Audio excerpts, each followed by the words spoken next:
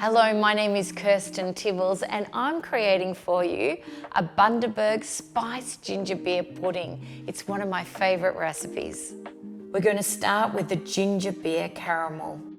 Place the spiced ginger beer and salt into a saucepan.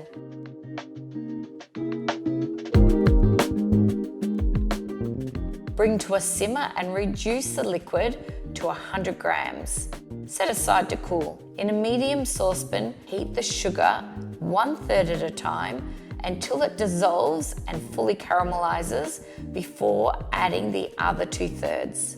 As soon as all the sugar is melted and caramelized, add in the spiced ginger beer a little at a time. Next, add in the butter. Mix it until all melted. Lastly, the glucose goes in. Cover with plastic wrap on the surface and set aside at room temperature. Now for the pudding. Place the ginger beer in a saucepan and bring to a boil.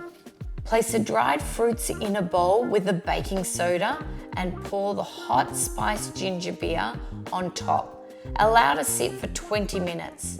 Once the fruits have fully rehydrated, mix it up with a stick blender or in a food processor to create a chunky puree. Mix the butter and sugar in a bowl until light and creamy. Add the eggs one at a time. Add in the fruit mixture and combine. Add the dry ingredients.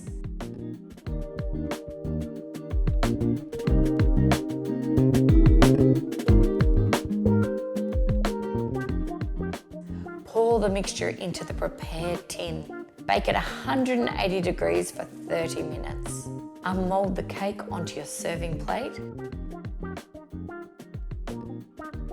Drizzle the cake while still hot with the spiced ginger beer caramel.